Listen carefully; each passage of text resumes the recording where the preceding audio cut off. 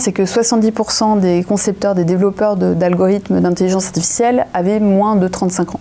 Donc partant de ce principe, tu te dis, mais considérant ça, est-ce que ces gens sont capables de penser à toutes les générations ? Et c'est très intéressant parce que les personnes d'un certain âge, si tu veux, qui en plus ont une double punition, c'est qu'elles ne sont pas nées avec les technologies et ceux qui les conçoivent ne sont pas du tout de leur génération.